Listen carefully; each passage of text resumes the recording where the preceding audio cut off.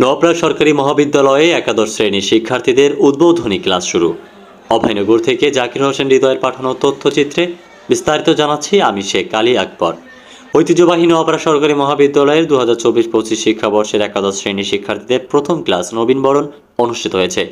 8 August বৃহস্পতিবার সকাল 10টায় নোয়াপাড়া সরকারি মহাবিদ্যালয়ের হলরুমে অধ্যক্ষ রবিউল হাসানের সভাপতিত্বে অনুষ্ঠানে বক্তব্য রাখেন উপাধ্যক্ষ প্রশান্ত কুমার, নোয়াপাড়া প্রেস ক্লাবের সভাপতি নজরুল ইসলাম মল্লিক, প্রভাষক ABM নওয়াব আলী, মুন্সি আনারুজ্জামান, প্রভাষক আবুল কালাম আজাদ, বিভাগীয় প্রধান রুকসানা খাতুন, প্রভাষক আবিদ হাসান। পুরো অনুষ্ঠানটি সঞ্চালনা করেন প্রভাষক আয়ুব হোসেন ও আফরোজা বুলবুল। এ সময় বিভিন্ন বিভাগের প্রভাষকগণ ও 5 শতাধিক শিক্ষার্থী উপস্থিত ছিলেন। সেই বিষয়ে আমি কিছু গুরুত্বপূর্ণ কথা তোমাদেরকে জানাতে চাই। স্কাউটিং ছিল মেয়েদেরকে চৌকাশ করে গড়ে তোলে। স্কাউটিং বিশ্বভাতৃত্ব ও বন্ধুত্বের সৃষ্টির মাধ্যমে উদারতার শিক্ষা দেয়। স্কাউটিং বিনয়ী ও ধৈর্য শিক্ষা দেয়।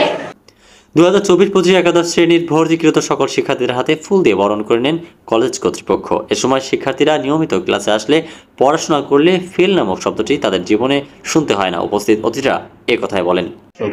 গাংচিল টিভির পক্ষ থেকে আপনাদেরকে শুভেচ্ছা জানাচ্ছি।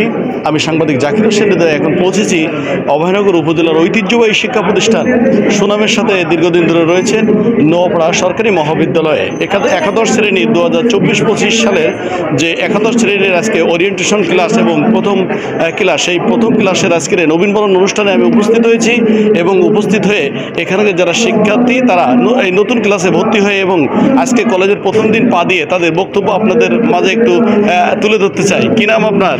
হৃদয় আহমেদ হৃদু। আচ্ছা, আজকে কি কলেজের প্রথম দিন আপনার? হ্যাঁ। কেমন লাগছে? অনুমতিটা ভালোই লাগতেছে। কোন কলেজে ভর্তি হয়েছেন? নোয়াপাড়া সরকারি মহাবিদ্যালয়। হ্যাঁ, মহাবিদ্যালয়। কি হতে চান সামনে? এখন কি হতে চান?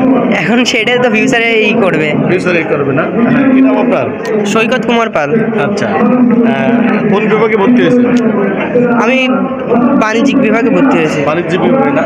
আচ্ছা, পড়াশোনা করে ভবিষ্যতে কি হওয়ার পরিকল্পনা আছে?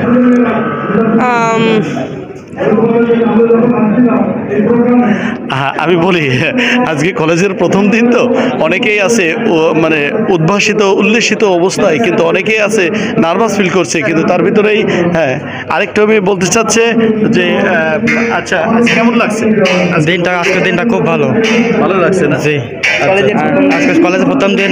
স্যাররা আমাদের খুব শেখাচ্ছে যে কবে না কি যেতে হবে, আপনারা কীভাবে চলবেন কলেজে এসে, সেইগুলো ফিল করছে আমরা এখানে বসে।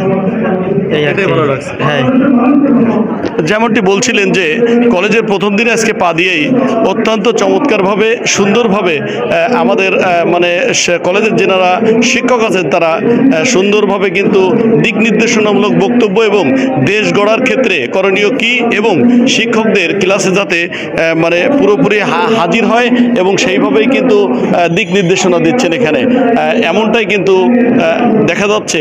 তবে কলেজের প্রথম দিন এসে অনেকেই কিন্তু আনন্দিত, তবে মুখ ফুটে হয়তো কথা বলছে না। কলেজের এখানে প্রথম দিনই এসে কিন্তু শিক্ষকদের পক্ষ থেকে লাল গোলাপ দিয়ে তাদেরকে বরণ করে নিয়েছে।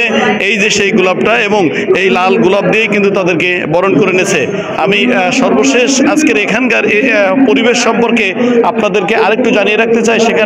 এখানে কিন্তু কলেজের যারাই অনুষ্ঠানে আয়োজন করেছেন, বিশেষ করে কলেজের অধ্যক্ষ রবিউল হাসান এবং নোয়াপাড়া প্রেস ক্লাবের সভাপতি নজরুল ইসলাম মল্লিক, উপাধ্যক্ষ প্রশান্ত কুমার সহ প্রভাষক আবিদ হাসান এবং অন্যান্য যারা প্রভাষক আছে বিভিন্ন বিভাগের, তাদের সহযোগিতায় কিন্তু আজকের এই চলমান বৈষম্য বিরোধী ছাত্র আন্দোলনের যে পরবর্তী আজকের এই ওরিয়েন্টেশন ক্লাস, সেই ক্লাসের কিন্তু সর্বশেষ পরিস্থিতি আপনাদেরকে জানানোর চেষ্টা করলাম। জাকির হোসেন হৃদয়, গাংচিল টিভি, অভয়নগর।